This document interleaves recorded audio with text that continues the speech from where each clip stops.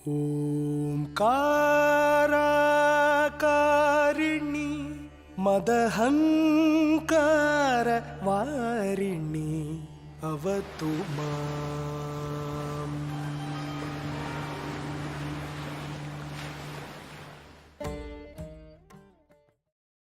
నమస్కారం. వాకాటి పాండురంగారావు గారి దిక్సూచి ఆడియో బుక్లో మరొక అధ్యాయానికి స్వాగతం. ఓంకార ఘీంకారం, నమ్మండి నమ్మకపోండి. జర్మనీలో ఒక పెద్ద కంపెనీ ఉంది. దాని వ్యవహారాలు చూడడానికి ఒక డైరెక్టర్ల బోర్డు ఉంది. ఆ డైరెక్టర్ ఎప్పుడు సమావేశమైన అభిప్రాయ భేదాలు, వాదోపవాదాలు ఎక్కువగా ఉండేవి. సహకారం, సహృదయత లోపించేవి. నిర్ణయాలు త్వరగా తీసుకోలేకపోయేవారు. అలాంటి సందర్భంలో వారు యోగం గురించి, ప్రాణాయామం గురించి విన్నారు. ఇదేదో చూద్దామని మొదలుపెట్టారు. సమావేశం ముందుగా సిగరెట్ల అవతల పారివేసి 5 నుంచి 10 నిమిషాల సేపు కళ్ళు మూసుకునేవారు. మొదట అందరూ ఓని దీర్ఘంగా, మకారాన్ని హ్రస్వంగా ఉచ్చరించారు. ఆ తర్వాత 3 నుంచి 5 నిమిషాలు మనకి తెలియకనే సోహం అనే ఉచ్ఛ్వాస నిశ్వాసాల మీద మనస్సులను లగ్నం చేసేవారు. ఇదైన తర్వాత వాళ్ళు మామూలు వ్యవహారాలు మొదలుపెట్టేవారు. ఈ 10 నిమిషాల యోగ సాధన వల్ల వారి సమావేశాలు హాయిగా, స్నేహపూరిత వాతావరణంలో జరగసాగాయి. క్లిష్టమైన సమస్యలను సైతం చక్కటి పరిష్కారాలు సూచించగలిగేవారు. ఈ సంఘటన గురించి చెబుతూ స్వామి సత్యానంద సరస్వతి ఇలా వివరించారు. హిందువులకి ఓం అనేది పవిత్రమైన ప్రణవమంత్రం అయితే కావచ్చు, కానీ భవిష్యత్తులో సైంటిస్టులందరికీ అది మనస్సును శక్తివంతం చేసే టానిక్ లాగా ఉపయోగపడుతుంది. బార్సిలోనా, స్పెయిన్ మెడికల్ యూనివర్సిటీ వారు ఓంకార ఉచ్చారణ వలన మెదడులో ఎలాంటి మార్పులు కలుగుతాయోనని పరిశోధనలు చేశారు. ఆడవారు, మగవారు, విద్యార్థులు, ఆఫీసర్లు, గృహిణులు వంటి వివిధ వర్గాల నుండి ప్రతినిధులను ఈ ప్రయోగానికి ఎన్నుకున్నారు. వాళ్ల చేత రకరకాలుగా ఓంని దీర్ఘ ఓ, హ్రస్వమా, హ్రస్వ ఓ, దీర్ఘమా సరిసమానంగా రెండింటినీ ఉచ్చరింపచేశారు. వారిని ఒక పాలీగ్రాఫ్, ఈజీ, ఈసీజీ వంటివి కలిసిన పరికరంకి కనెక్ట్ చేసి ఓంకారం వారి శరీరంలో కలిగించే స్పందన తరంగాలను, అంటే ఇంపల్సెస్ను, ఆల్ఫా, బీటా, తీటా, డెల్టా తరంగాలను నమోదు చేశారు. ఓంకారం వల్ల శరీరంలోని వివిధ భాగాలలో కలిగిన మార్పులు కాకుండా మెదడులో అత్యద్భుతమైన ఆల్ఫా తీటా స్థితి నెలకొనింది. 1920లో హ్యాన్స్ బర్గర్ అన్న జర్మన్ పరిశోధకుడు, మానసిక చికిత్సావేత్త మొట్టమొదటిసారిగా కనుక్కొని ఈ పదాలను వాడాడు. మెదడులో 2 ప్రత్యేకమైన స్పందనలున్నాయని బర్గర్ గుర్తించాడు. మొదటి దానిలో సెకండుకి 8 నుంచి 13 సైకిల్స్ తరంగాలు ఉంటాయి. దీనికి ఆల్ఫా స్థితి అని నామకరణం చేశాడు. ఇది సుషుప్తికి, విశ్రాంతికి గుర్తు. రెండవదైన బీటా స్థితిలో 14 అంతకన్నా ఎక్కువ సైకిల్స్ ఉంటాయి. ఇది మెదడు చకచకా పనిచేస్తున్న స్థితిని సూచిస్తుంది. అయితే కొన్ని సంవత్సరాల తర్వాత పరికరాల నాణ్యత అభివృద్ధి చెందడంతో మరింత సూక్ష్మ స్థితులను కనుగొన్నారు. అవి తీటా 5 నుండి 7 సైకిల్స్, డెల్టా 0.5 నుండి 4 సైకిల్స్ తరంగాలు. పై ప్రయోగంలో ఓకారం ఉచ్చరిస్తున్నప్పుడు ఆల్ఫా చాలా హాయి అయిన విశ్రాంతి, కారం ఉచ్చరిస్తున్నప్పుడు నిశ్చల ధ్యాన స్థితిలో వచ్చేటటువంటి సృజనాత్మకమైన తీటా స్థితి నమోదయ్యాయి.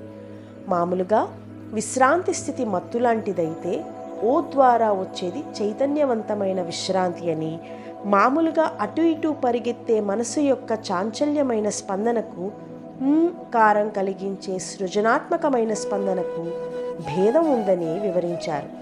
ఆల్ఫా తీటాల మధ్య ఉండే మనస్సు చైతన్యంతో స్పందిస్తూనే అలసిపోని ఆరోగ్యకరమైన విశ్రాంతితో ఉంటుంది. దీనిని డైనమిక్ ట్రాంక్విలిటీ అంటారు సత్యానంద సరస్వతి. కనుక మతము, మాయా, మర్మం వదిలేసి మనకి పనికి వచ్చే వాటిని స్వీకరించడంలో ఆలస్యం ఎందుకు? మనం నమ్మలేని ఇంకో నిజం అమెరికా నుండి పలకరిస్తోంది, విందామా? అతడి పేరు బెర్రీ రాత్నర్. సైకాలజీలో డిగ్రీ పూర్తి చేసుకున్నాక పూణేలో డాక్టరేట్ కోసం వచ్చాడు. హోమం అన్నది వేదకాలపు బయో ఎనర్జీ, బయోజెనెటిక్స్, వైద్యము వంటి శాస్త్రాల నుండి వచ్చింది. ఇది శారీరక మానసిక రోగాలను నయం చేయడానికి, నిరోధించడానికి తోడ్పడుతుంది.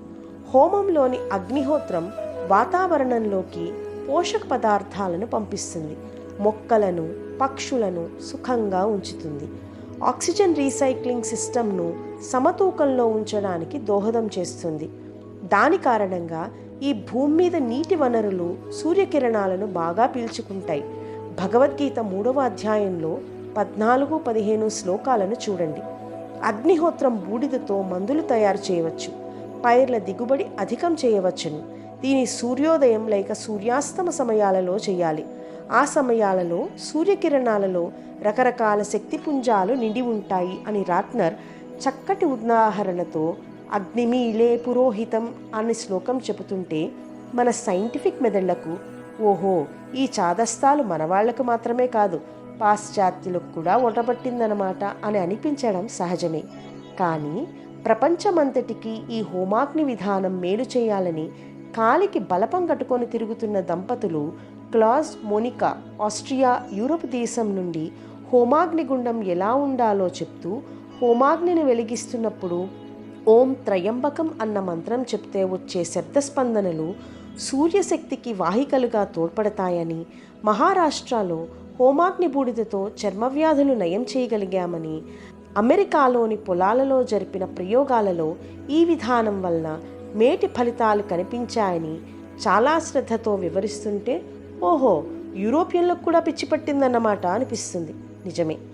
ఇజ్రాయెల్లో నగిన్ ఎడారిలో అరాద్కు 60 మైళ్ళ దూరంగా దక్షిణంలో ఉన్న మోషాల్లో ప్రతి ఆదివారం నాడు హోమ చికిత్స యోగ తరగతులు జరుగుతున్నాయని, ఇజ్రాయెల్లో ఇంకో చోట ప్రతి బుధవారం ఇలాంటివి 3 తరగతులు జరుగుతున్నాయని, అక్కడ ఆస్మా రోగులకు ఈ చికిత్స ద్వారా ఉపశాంతి కలిగిందని, డెన్మార్క్ రాజధానిలో ఇలాంటి చికిత్సా కేంద్రం ఉందని, ఫిలడెల్ఫియా అమెరికాలో అగ్నిహోత్రం మీద పిల్లలకు బొమ్మలాట చూపిస్తారని, పారడైజ్ దీవుల్లో యజ్ఞం జరిపారని, లండన్ ఎగ్జిబిషన్లో హోమ చికిత్సశాల ఏర్పాటు చేస్తే అక్కడికి అమెరికా, జర్మనీ, ఆస్ట్రియా, హాలండ్ నుండి అగ్నిహోత్రులు వచ్చి ఆ శాస్త్రాన్ని వివరించారని, అమెరికన్ ఇండియన్లలో ఈ సంప్రదాయం మొదటి నుండి ఉందని చదువుతుంటే ఏమిటిదంతా, నేను సైన్స్ పేరిట యథార్థాన్ని కాదంటున్నానా అని అనిపించక మానదు. ఈ అగ్నిహోత్రానికి మతంతో ఏమీ సంబంధం లేదు. ఇది 100కి 100 పాళ్ళు సైన్స్ అని బెర్రీ రాట్నర్ స్పష్టంగా చెప్పడం వింటే మనము దీనిని సైంటిఫిక్గా స్వీకరించి ప్రయోగాలు చేసి రుజువైతే సగర్వంగా ఇది మాదేనని మళ్ళీ దానిని మన జీవితాలలో భాగం చేసుకుందాం. లేకపోతే తీసి అవతల పారేద్దాం అనిపించటం లేదు. ఇండియాలో కాదు, సాక్షాత్తు ప్యారిస్ యోగా యూనివర్సిటీలో ఏర్పాటు చేయడానికి సన్నాహం జరుగుతుందని తెలిసినప్పుడు సంతోషము దుఃఖము ఏకకాలంలో కలగడం లేదు. ఏమిటి హ్యామ్లెట్ ధోరణి? దేనికోసం ఎదురు చూస్తున్నాం? అయ్యో పాపం, ఈ వెర్రి మానవుడు పుస్తకాలు తినడం, అవి రుచిగా ఉంటాయని తెలియదు కాబోలు అని పుస్తకాలు తినే పురుగు మనిషి మీద జాలి పడుతుంది అని రవీంద్రుడు ఒక చిన్న కవిత రాశాడు. మనం ఆ పురుగులు కాకూడదు.